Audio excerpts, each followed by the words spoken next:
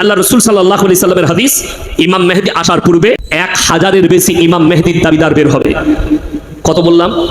1000-এর বেশি ইমাম মেহেদীর দাবিদার হবে।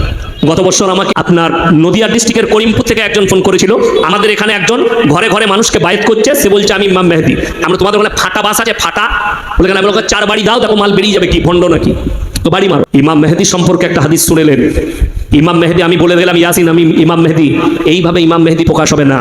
ইমাম মেহেদী একজন সাধারণ মানুষের মতো থাকবেন, দাড়িও থাকবে না, হয়তো প্যান্ট শার্ট পরবে, সাধারণ পোশাক পরবে।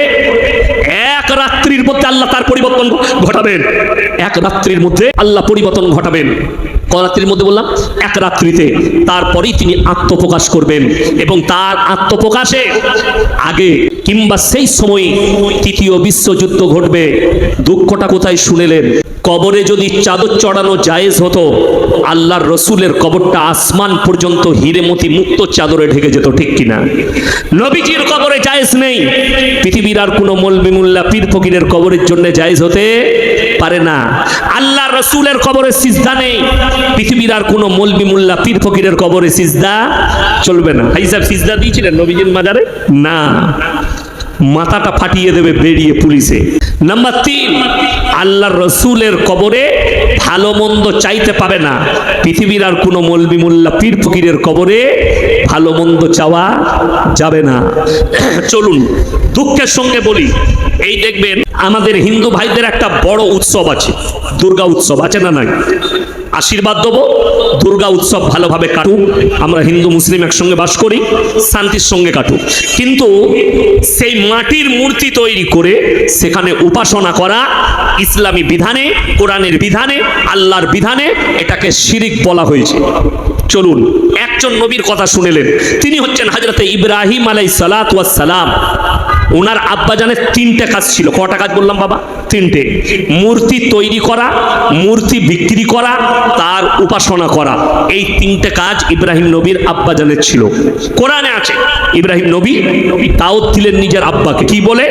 ইসকাল আলী আবিহি ইয়া আবাতি লিমা তা'বুদু মা লা ইয়াসমাউ ওয়া লা ইউবসিরু ওয়া লা ইউগনি আনকা শাইয়া। হে আমার আব্বাজান, আপনি কার উপাসনা করছেন?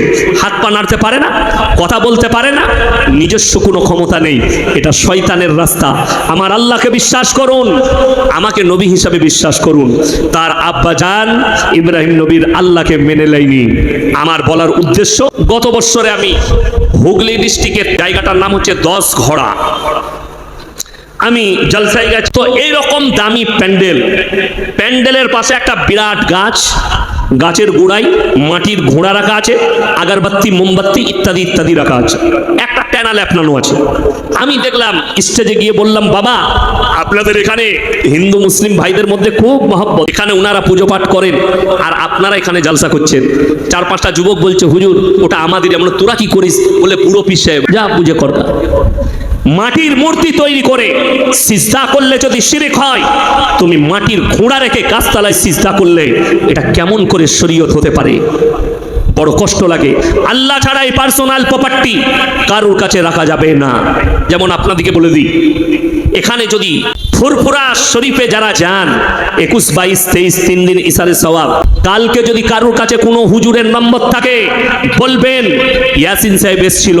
আর যদি মনে হয় যে এই হুজুর আমার চ্যালেঞ্জকে কেটে দিয়েছে, আমি তার বাড়িতে যাব, আমাকে ডাকবেন। দাদা হুজুর পীর কেবলা রহমতুল্লাহ আলাই নিজের ওসিয়ত নামায় লিখেছেন, মেয়েদের মাজারে যাওয়া হারাম। এটা দাদা হুজুরের ওসিয়ত নামায় লেখা আছে, ওই জন্য মেয়েরা যেতে পায় না। শুনেলেন, মেয়েদের মাজারে যাওয়া হারাম। শুধু এরা নয়, ইনি নয়, আরো একজন বড় মৌলবি আহমদ রাজা বেরেলভি, কিতাবের নাম ফতোয়ায়ে রিজভিয়া, খণ্ড নম্বর 24, পৃষ্ঠা নম্বর 497, সেখানে লিখেছেন, মেয়েদের মাজারে যাওয়া তো দূরের কথা, নিয়ত করাটাও হারাম। কি করাটা বললাম? নিয়ত করাটাও হারাম। আগে চলুন, আচ্ছা বলুন, আপনাদের এখানে কোনো স্বামী মারা গেলে স্ত্রী কবরস্থানে যায়, বাপ মরে গেলে বিটি যেতে পায়? পাবে না আমাদের শরীয়তে। তাহলে ইয়াসিন মারা গেছে, আমার কবরে তোমার বউ কি করে যাবে? কথা বুঝাতে পারলাম? যদি নিজের স্বামীর কবরে না যেতে পাই, ইয়াসিন যত বড়ই পীর হয়ে যাক, আমার কবরে তোমার বউ কি করে যাবে? কবরস্থান পবিত্র জায়গা না অপবিত্র? পবিত্র জায়গা। তাহলে জেনে রেখে দেন, আজমিরের মাটিতে খাজা মঈনুদ্দিন চিশতি রহমাতুল্লাহ আলাই যেখানে শুয়ে আছেন, ওটা কবরস্থান না কবরস্থান নয়? কবরস্থান ওটা পবিত্র জায়গা না অপবিত্র? দুঃখের বিষয়, আমি নাম করব না, কিছু কিছু ফিল্মের আর্টিস্ট, কিছু কিছু দামি লোক নিজের বউকে নিয়ে আশীর্বাদ নিতে আসে, বিয়ের পরে কোনো ফিল্মের প্রমোশন করতে সেখানে আশীর্বাদ নিতে যায়, তাদেরকে কেউ প্রশ্ন করে না। পাক পবিত্রতা জানেন কাকে বলে?